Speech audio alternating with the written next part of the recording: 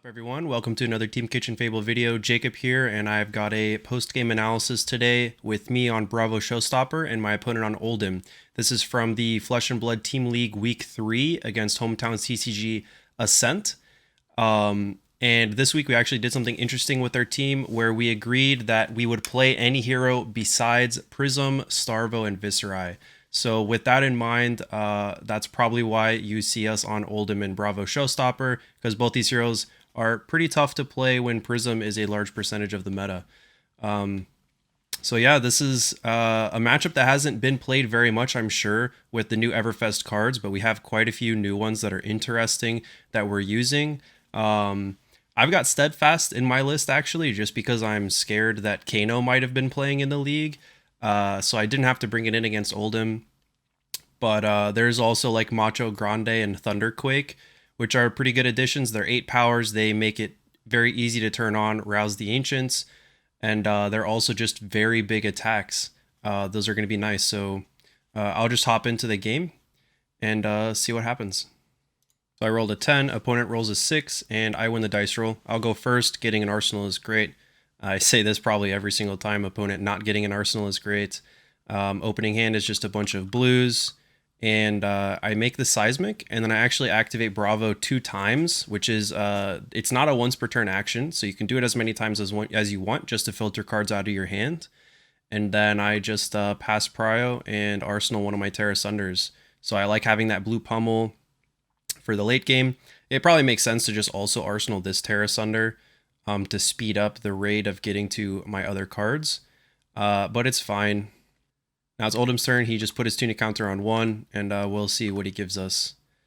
Yeah, so the Channel Lake Frigid is not actually much of an issue in the early game, in my opinion. I can just pay extra for my hammer. Like, even if I have Channel Lake and 2 Frostbites, and I just pitch 2 blues and Anothos for 6, that's what I was probably going to do anyways, and just not have a Seismic Surge.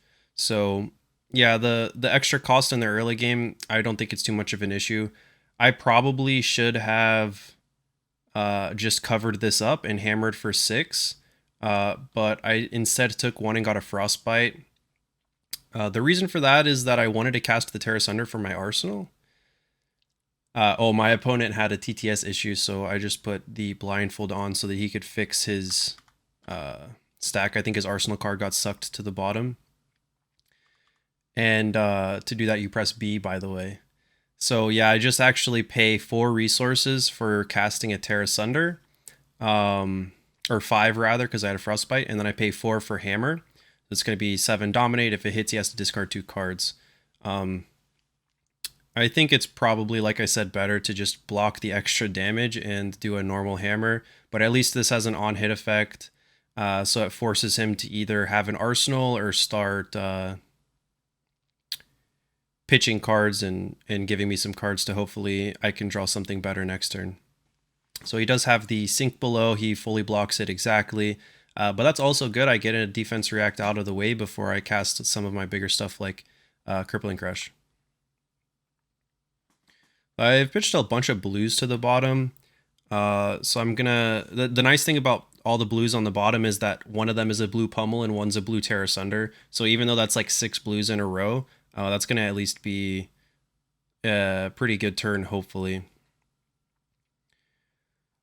So I believe he's coming in with a E-Strike for 7. Unfortunately, I got 2 of my reds in the same hand. I'm going to end up having to block with one of them or 2. I probably should have blocked with 2 of them at least, but I ended up taking damage. Oh, one thing to note is that I do have sigils in my deck, so that's something that I was playing with that in mind. It's not really the best excuse to take damage, but in this matchup, I'm trying to be the aggressor in the first half of the game, as well as setting up a good pitch stack, because if I can force the Oldhim to block with some of his threats, it's a lot better. Like, Oldhim has a lot less threats in the deck than Bravo Showstopper does. So like if I get his 3 Oakenolds, everything else is like my cards but worse because he can't dominate them on command. So I'm being aggressive early and still trying to set up my pitch stack. So that's why I'm taking some damage, because I also have Sigils and a Tome of Find on the deck. But I just come in, pitch a Spinal Crush and a blue to do hammer for 6 and make a Seismic Surge, which is a pretty great bread and butter play. It gets a red to the bottom and it's still giving me 3 damage per card on average, and they stay in the deck. So the opponent blocks with a Sink Below and then also Ice Reacts me, which is unfortunate because my Crippling Crush goes back to the top, but like it means he's doing less on his turn. Or theoretically he would be doing less, but actually comes in with 8. So you're going to see a ton of times the Oldhim cast these 8 damage blues, and it's honestly just so hard. 3 cards for 8 is less on average than normal. It's normally 3 cards would be for 9, 3 damage apiece. But the issue is 2 of those cards are staying in his deck, and it's still a huge amount of damage. Like it's almost a quarter of my life total. So I need to be blocking these out a lot more than I was in this game. So I chose to only block 3 and take 5. And then this time I make a Seismic and a hammer for 6 again. One note is that it's not the best for the Spinal and Crippling to be in the same 4 cards. There's a chance that when they come back around, they'll be in 2 separate hands, but it wouldn't be too good if it was a Spinal and a Crippling and 2 blues. But that's why I put the blue on the bottom, in between the Spinal and Crippling. And this Command and Conquer is pretty good because I don't want to block with any of these cards in my hand. It really sucks. I probably... Yeah, the problem with this hand is that if I block with like... If I try to keep the Righteous Cleansing and the Crippling Crush, I have to block with 2 equipment pieces and the Rouse the Ancients, and I end with a Sink Below at the end of my turn not being used. I think probably looking back, the best thing to do would have been to block with the Crippling Crush and 2 equipment pieces so that I could keep the pressure on, because then I can use Righteous Cleansing for the Zealous Belting in my arsenal and then Rouse the Ancients for a hammer after that. It does leave me open to getting Ice Reacted, and the extra 6 damage is turned off, which is a very good rate for his Ice React.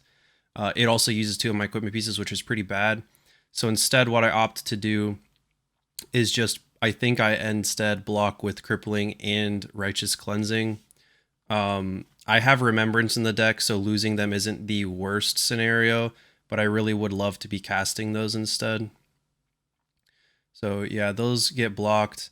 And then I make a Seismic and hammer for 4. One thing I could have done here is pitch to make a Seismic with Rouse the Ancients and then just send the Zealous Belting. It's 1 more damage, and I get to end with a Sink Below in arsenal or on top of my deck if he Ice Reacts me. But also he doesn't know it's a Sink Below, so he could Ice React me thinking it's a hammer, and it's really not that big of a deal that it goes back on top for me.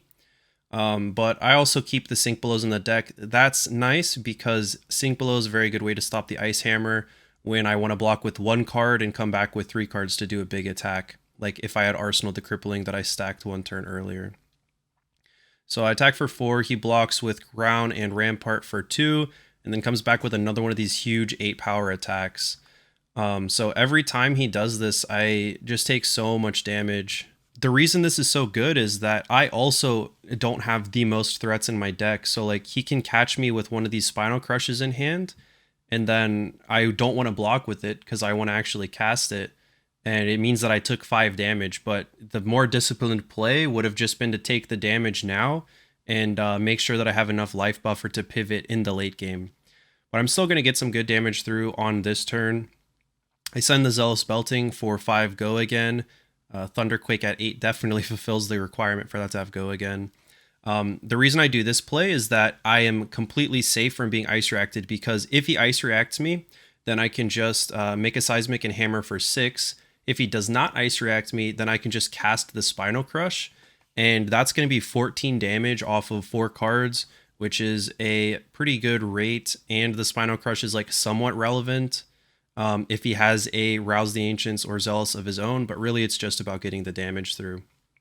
Another reason this is cool is because it threatens pummel, but I'm not often going to be pummeling this because it would mean I couldn't hammer after the fact. So he blocks with a Favor Scene and takes 1 damage. He does not Ice React me, and so I send the Spino. maybe it's better to make a seismic and hammer for 6 here anyways, but the spinal is 3 more damage. And like I said, I want to be aggressive. If he just takes the 9 here, I'm pretty happy. But if he blocks out, then it's okay for me to not have an arsenal because his next turn is not going to be very scary because he's going to have less cards in hand. Just figured that taking advantage of the seismic and doing a pretty above rate damage turn would make sense in this instance. So he blocks for 6. He gives me a spinal and a tear. I like to see that. And then he takes 3. I'm pretty happy with that turn. And he comes in with a hammer for 4. I've said this in other Guardian videos, but just a quick reason for if you should block an extra 3 damage. Breakground blocks for 2, but say that was a 3 block. If he blocked with it, it's worth 3 damage in the game. It's just like 3 less damage on you. But if you save it in attack, it's worth 4 damage on your opponent. So generally blocking that extra 3 damage, if it's the last card in your hand, you might as well just save it and hammer and win on a little bit of math like that. But if it's the late game, then you might want to block instead. Yeah, so I block with the Favor Scene. I'm not really doing anything special with the turn, but what I am doing is getting a Rouse the Ancients next to a Cranial Crush in my pitch stack. So that's cool. I make a Seismic and Hammer for 6. Cranial Crush obviously will be making Rouse the Ancients a little bit easier to cast. And then having an immovable in the arsenal now is going to be beneficial if he has another one of those big 8 power attacks. But just in general, unmovable lets you get card advantage. I'm blocking 2 cards for 6, but one of them stays in my deck, which I pitch. Actually has pretty good turn. He has Rouse the Ancients, revealing an E-Strike and a Thunderquake, and rouses for 7. I figure I'm just going to get value off of the unmovable now. His first cycle is pretty much just doing a bunch of damage to me. His second cycle is where the on-hit effects are, so I don't really need to care about saving the unmovable for any specific on-hit effect. So yeah, then he attacks for E-Strike for 7.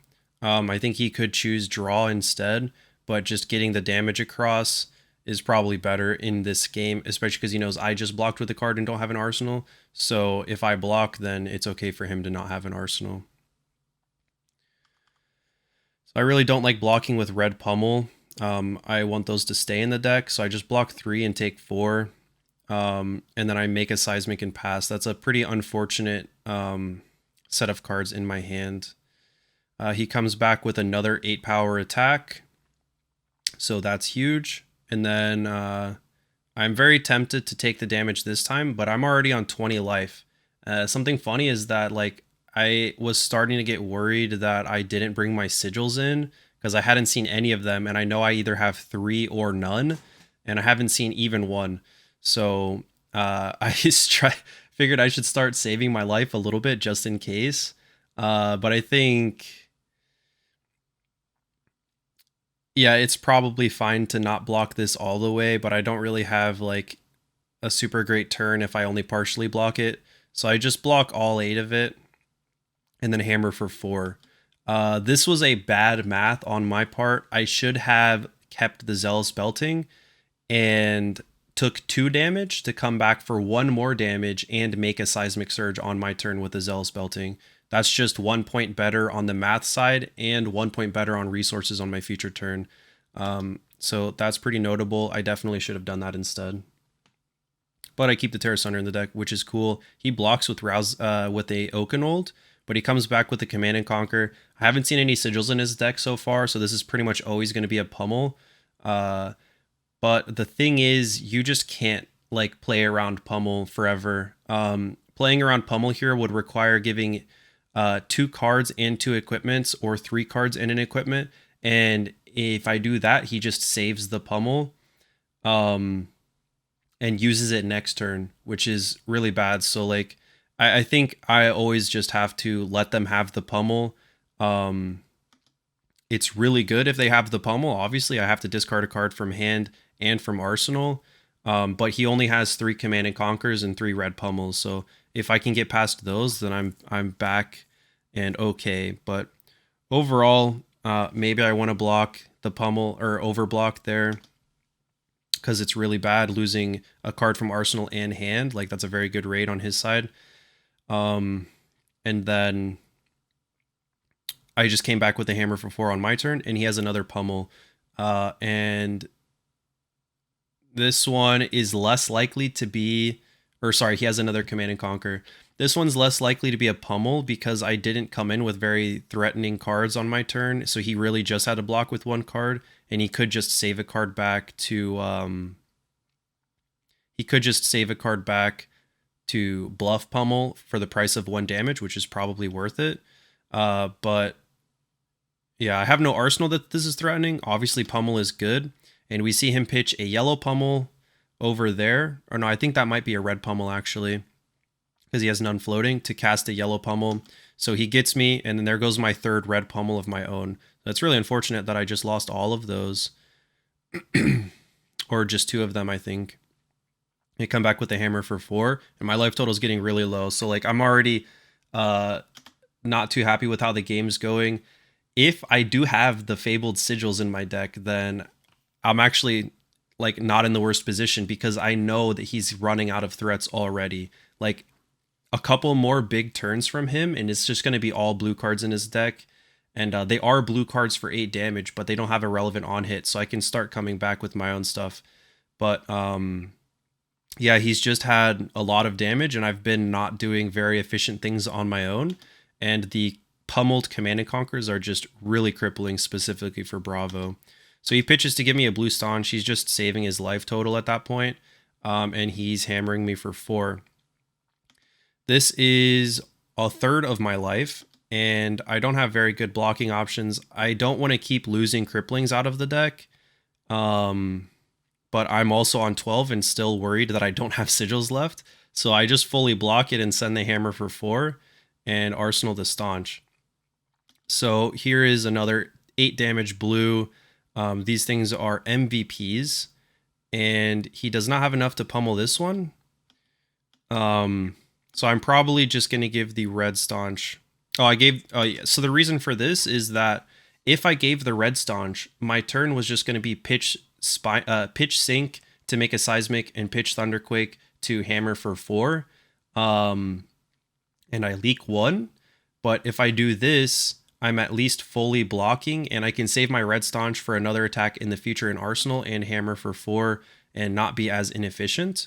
I was inefficient in the sense that I overblocked by 1 on that specific block, but it's not the worst. And I have a red staunch in arsenal, which is pretty good if he does another 8 attack in the future, because then I can block with the blue in hand plus staunch and have 3 cards to do something. So I'm at least trying to chip away. I'm taking some cards out of his deck. In the very late game, if I can save my life, Anothos actually beats Winter's Wail in the fatigue game because I'm attacking for 6 and he's attacking for 4. So if I can get to the late game then and still have enough life, we can maybe make it happen. So he comes in with an ice hammer. We finally find our sigil and we give him the sink below to nicely cover it so we don't have a frostbite. That's probably not super important for this turn because I have 2 floating, but I'm not going to do anything else with the sink anyways. And then this 2 floating is threatening another pummel. Unfortunately, it's not threatening a red because he's seen all 3 of them, but it could threaten a blue, and more importantly, I'm just going to be gaining some life off the sigil. So he gives a red staunch, fully covers it, and then I cast the sigil and go next. If he ice reacts me there, I can cast the sigil in response, and that's pretty good too. So he has the Grandeur in his deck, and that card is really good for Oldhim because he's pitching for so many things. He's pitching for Crown and Rampart. He can just pitch for Hammer on 1 turn to do 4, and then also make a Seismic. But this turn he's doing Oakenold for 7, which is a lot of damage. Even though it's not turned on, it's 7 damage off of 2 cards. And then that's a pretty good time for me to use my red staunch and hopefully get this Tome of Final into Arsenal. So I do another Seismic Hammer for 6 and hope to get this in Arsenal, but I think he's going to Ice React me here. I don't really know if there's a reason to play around Ice React because it at least costs him a card. And if he doesn't Ice React me, then I just did a Hammer for 4 instead of 6. So I just let him have it. And he actually has the Ice Loft there, so he only took 1 damage and Ice Reacted me. My other 2 sigils decided to come up the turn after, and he's coming at me with an E-strike for 7. So the thought process here is I could block with Rouse, but if I block with Rouse, it's only worth actually 2 points of health. But if I attack with it, it's worth 4. And I have 2 sigils that I can just cast on my next turn. And even though it's not like gaining me life, it's at least going to even out the damage that I lost from E-strike. So, and I definitely don't want to block with Toma Findall. So I end up taking the 7, unfortunately, and then sending the hammer for 4. He actually calls out the chance that I could have double sigil in my hand right now, which is pretty bonkers and cool. But yeah, because there's no more red pummels that I could have right now. It could be a blue pummel, but it's not very threatening. And also generally when it's a pummel, I would be pitching to make a seismic unless my other card's like a yellow, like Righteous Cleansing or something. So I send the hammer for 4. This also allows me to play around Ice React to get my tome in, because basically if he Ice Reacts me, I'm fine putting one of the sigils on the top and casting the other, and then I can Arsenal Tome of Find All. But if he doesn't Ice React me, I can cast double sigil. So we'll see how he decides to block this. He decides to give Crown and Shield and a 3 block. So he overblocks by 1, but it's not really that big of a deal. He still used 2 cards and blocked 4 damage. And then importantly, I say close the chain. It's not as obvious on the video, but I say no reactions, and I make sure he doesn't have another Ice React to me. And then I close the chain, and with my priority window at instant speed before the turn ends, I cast the sigils so that I'm protected from being Ice Reacted. And then that way I can get this Tome of Find All into Arsenal. And he only has 3 cards, so he shouldn't have had the best turn, but he did have a tunic counter, and he's got a actually pretty good turn, which is Righteous Cleansing with 2 cards and a tunic. That's 10 damage, and I definitely don't want to let the crush effect go off because he gets to mess with the top 5 cards in my deck and possibly banish some good ones. So I decided that this is a good instance to give my equipment, and I block for 7. And so I'll take 3, but then I get to cast my Tome of Find All on next turn. One thing is I should not have pitched the blue pummel, and before I pitched it, I was like, I'm going to save this blue pummel so that I could potentially actually cast it on my Tome of Find All turn. But then I clicked it and put it there, and it doesn't make sense to take it back because now I know I have a blue pummel. But I should have pitched the Buckling Blow instead of the pummel, because pummel would have been good to cast on whatever attack I have. So yeah, like here I could have, instead of making a seismic, I could have sent Disable and floated 2 and kept the pummel in hand and pummeled the Disable, which is not amazing because he doesn't have an arsenal, but it's at least damage and the discard effect is relevant. But instead I make a seismic and send Disable. It's still 7 damage. He has to respect it. So he blocks for 6 and then Ice Reacts me, which is pretty good. And then he hammers me with Ice. So I have some options here. I can block with Spinal Crush and an equipment piece to come back with a Tear Asunder. He doesn't have an arsenal, so it means that he would have to give me probably one of his pieces of equipment, which is good to get out of the way. I still have Crippling left in the deck to cast. But the other option is to just block 3, take 1, and then pay for the pay for the Frostbite with Spinal Crush and Tear Asunder. So I'm still hammering for 6, and I get an unmovable in Arsenal. So I think that's the selection that I chose. Oh, but yeah, it does look like I go for the more aggressive option. I think this is probably better, but to be honest, I don't know which one would have been better. He has the defense reaction, which is pretty good for him.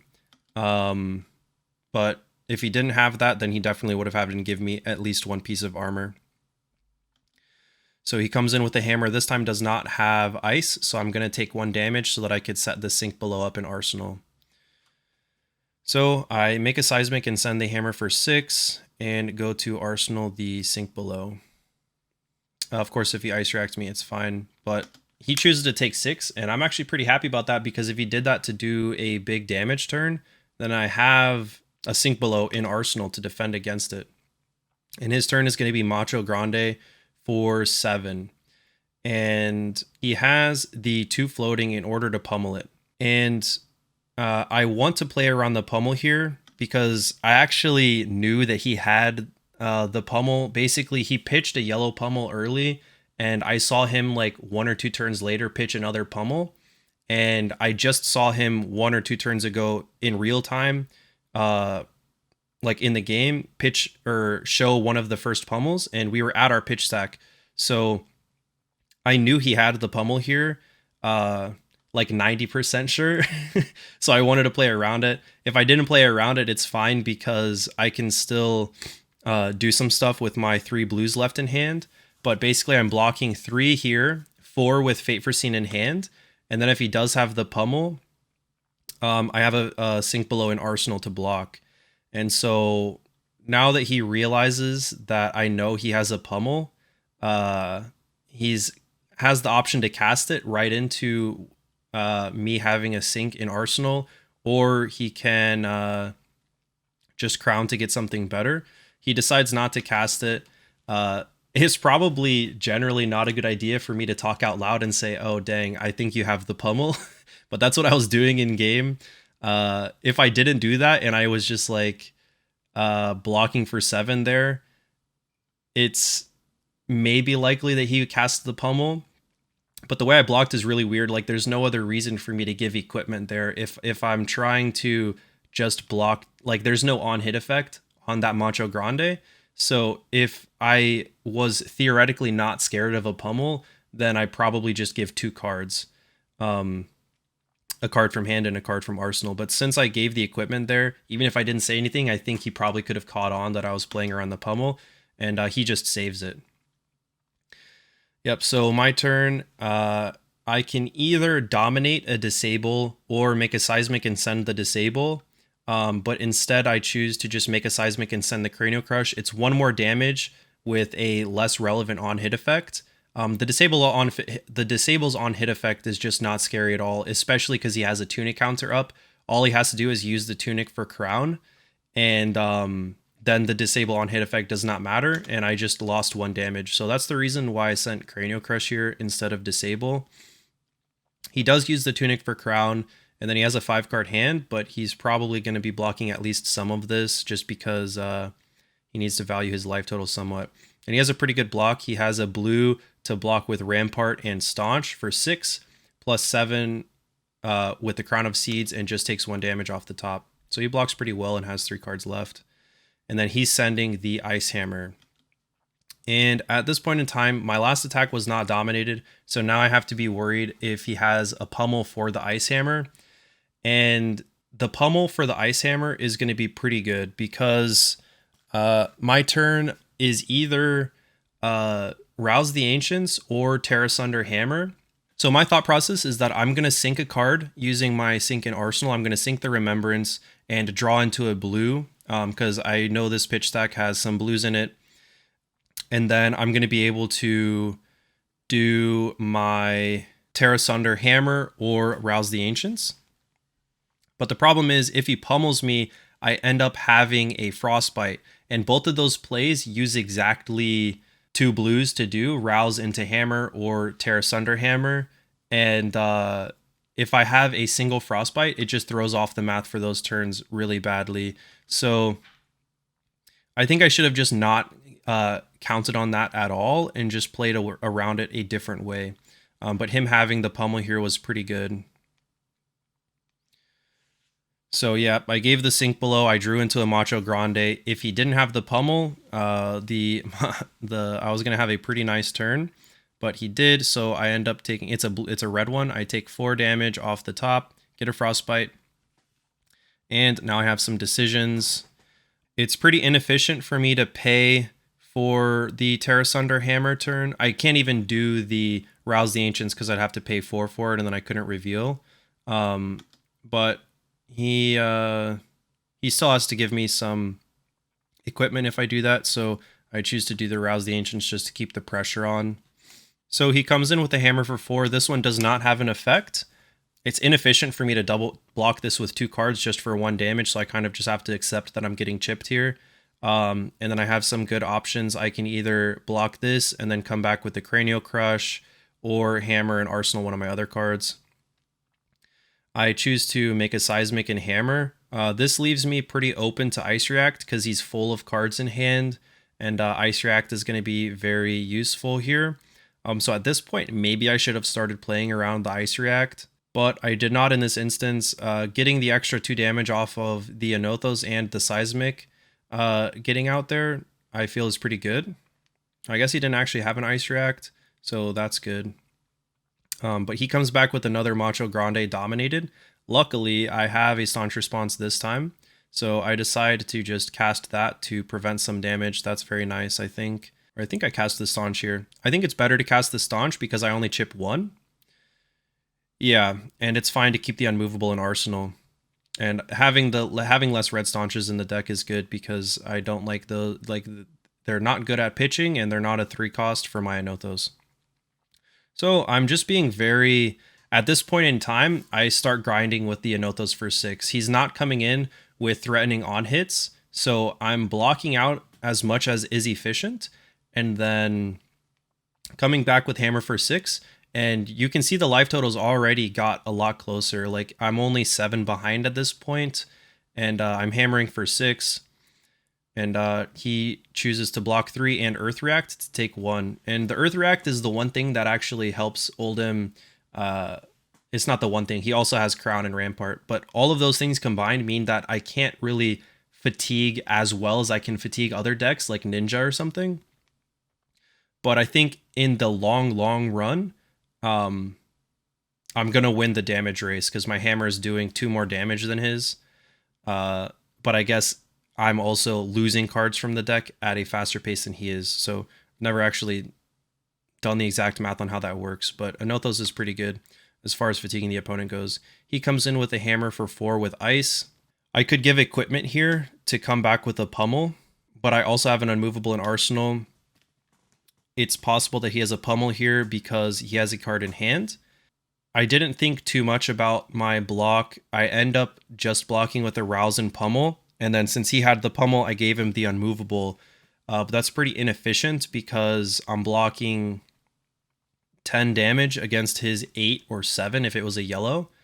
So I probably could have blocked just 3 or even 2 to come back with a better turn in the case that he didn't have a pummel. But the problem is my life total is so low that I can't risk playing around stuff. Theoretically, I should have known that he had a pummel here if I was paying attention, but maybe he crowned it away. I'm not sure. So he does red pummel me, and then I block with the unmovable. I'm blocking 9 to his 8, which... Oh, I just talked about this whole thing, but I actually did not block with the rouse and pummel. So I actually just blocked 9 to his 8, which is a little bit better. And I'm glad I did that. I guess I misremembered it entirely. I keep the pummel in the deck, and then here I have the choice to send hammer for 4 and arsenal the rouse, or just send a hammer for 6. The problem with arsenaling the rouse at this point is there's a good chance that he has like pretty aggressive hands coming up, and I just never get a chance, and that arsenal is gonna get clogged for the rest of the game. So I decide to just get a seismic for next turn and send the hammer for 2 more points of damage. He's at 14, and I know by now for sure that he doesn't have any life gain. So he ends up blocking 3 and taking 3. And then he comes back with 8 damage, which is huge. So here I choose to take 2 so that I can come back with a hammer swing. Maybe I should have just blocked since my life total is so low. But his life total is also low, and if he gets an awkward hand, then I have a chance to come back. So I want to make sure that I'm keeping the life totals more even.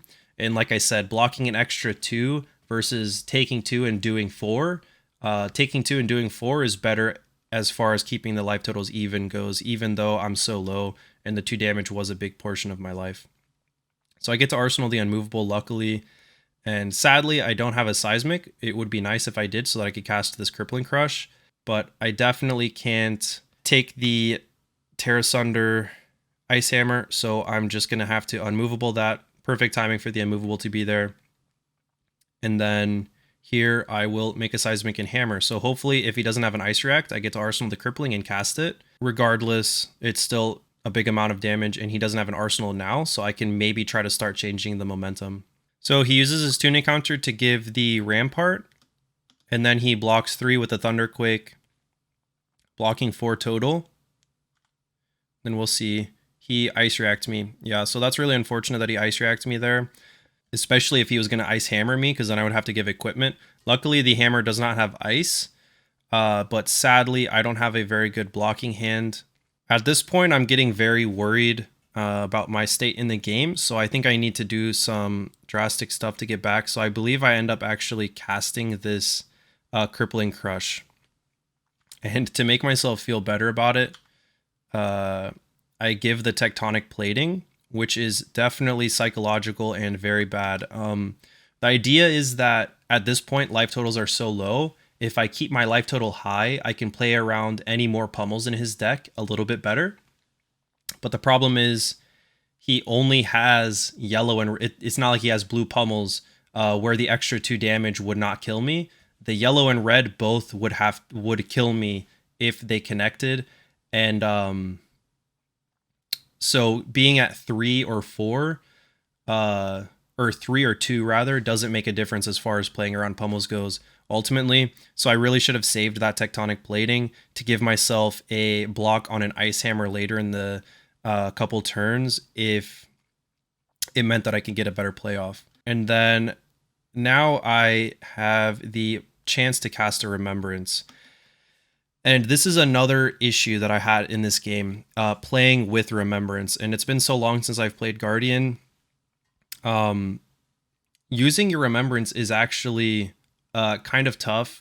Generally, you definitely want there to be threats in the graveyard to get the Remembrance back, but you want to have like a good chunk of cards in your deck to shuffle your cripplings into, because if you have like 10 cards in deck and you put 3 cripplings back, there's a chance that you just draw them next to each other and you just wasted it. It does give you card advantage, like it trades 1 card for 3, so you get 2 more cards in your deck. But ultimately, I was having a hard time finding a good time to cast the Remembrance. I think in this instance, it may have been better to just dominate this Crippling Crush or even make a Seismic for next turn. But instead, I decided to hold the Remembrance back and arsenal it for a better time. If I dominated it, there's a chance that I just get blown out by him having a Staunch, but I actually knew that he was out of most of his Staunches, so he only had a few left. He could have maybe like an Ice and Earth React, but I'm still doing a lot of damage. Like 3 cards for 11 is still pretty good. He has to block a lot. I think if I dominated this, I actually get a lot further than I did. So he gives Crown, Rampart, a 3 block, and then he pays for a 2 block. So he's at 7, and he goes to 9 with an Earth React. So actually, if I dominated that there, it wouldn't have made a difference because he only blocked with 1 actual card. So I guess it's fine that I didn't dominate, but I think I should have casted the Remembrance. The problem also is that I'm on 3 life right now. So if I casted Remembrance there and draw a hand with 3 blues and a crippling in it, and then he hammers me for 4, it like doesn't have an on-hit effect except for that if it hits me, I die. So I have to block with the card, and then I'm left with 3, and those cards can't cast crippling. So the best I can do is come back with 6 and then arsenal the crippling. It's probably good, but yeah, that's not what ended up happening. Instead, I make a Seismic and hammer for 6, and then here is me threatening pummel. But the thing I can do here is that I'm playing around Ice React, because if he Ice Reacts me, then I don't cast the Remembrance and I just put the Staunch back on top. But then if he doesn't, then I can cast the Remembrance. I still think I should just be casting the Remembrance, because the later I take to cast Remembrance, the more he can get to his own pitched cards and potentially do some more damaging things. So he does have the Ice and Loft. He puts the Staunch back on top. The only thing I'm threatening there, by the way, is blue pummel. All my reds are gone, of course. But yeah, still not amazing. He keeps coming in with the hammer for 4. My life total is just dwindling 1 by 1. I think it's probably best if I block with Chokeslam and just do an 8 damage attack with the Thunderquake, but that makes me go to 1 life, and he's still on 6, so if he just gives like 1 card plus his piece of equipment, he takes 4 and then has 3 cards in an arsenal, so I probably die anyways. So I go for the safe route. I hammer for 4, and then here I make sure he didn't have any reactions, and then cast the Remembrance. At this point, I'm like very sure that I'm going to lose. There's very few ways, especially because he has Icenloft and his deck is getting so small. I definitely cannot be getting 3 cripplings here because the deck is so small. I need to be getting like a crippling and maybe 1 or 2 blues. But I decide I'm going to try to see if this interesting thing works where I put a Tome of Final back in deck. And I block out and then cast the Tome from Arsenal to gain a couple points of life. Because at this point in time, I know he's like low on threats. He's really just hammering me. So there's a chance that I can gain some life and actually be able to set up to cast the other crippling that's in my deck, like the crippling I just put back.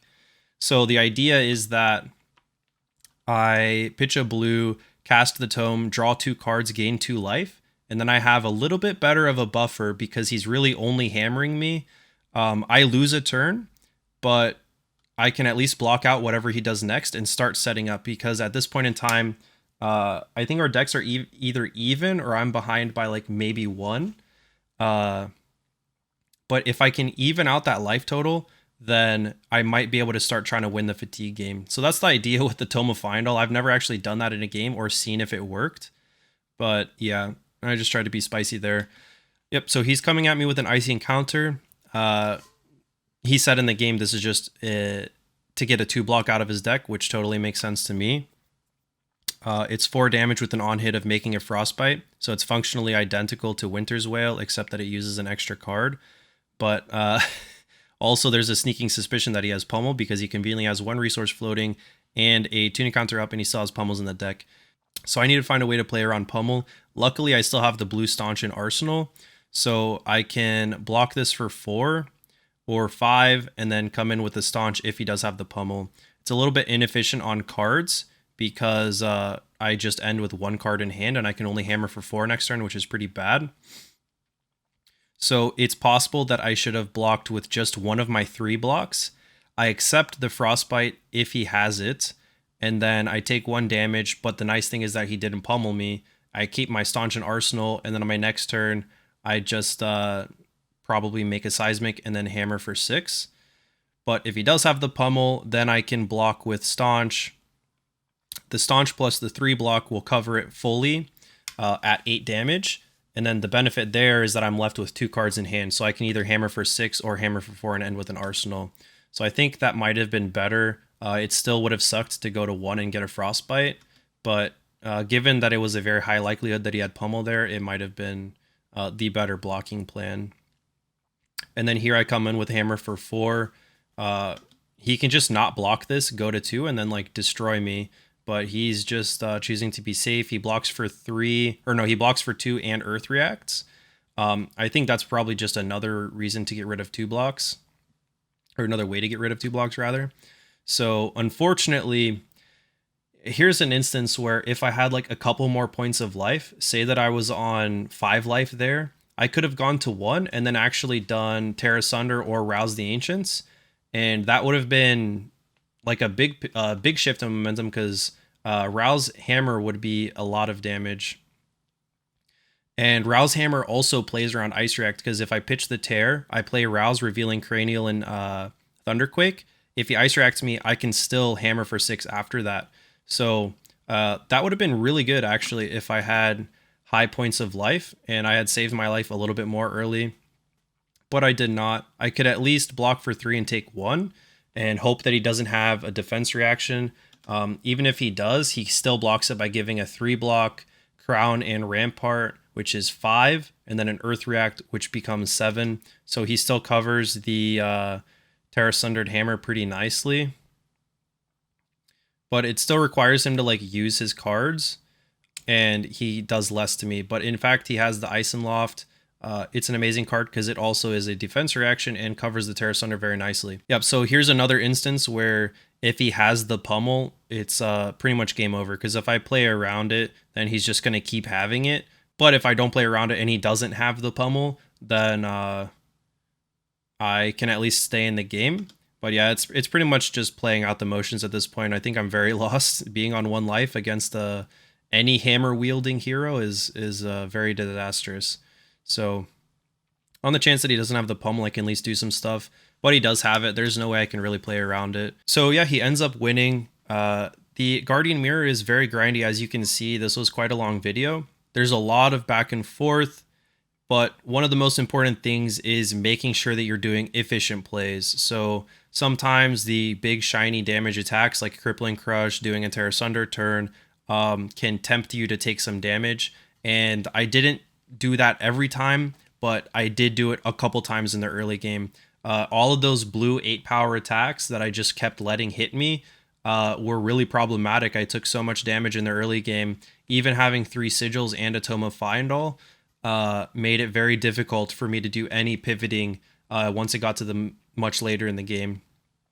So there's a chance there that if I had saved a little bit more of my life, I could have came back, but it's hard to tell. So either way, my opponent played really well. Like, he had the ice reacts when he needed it.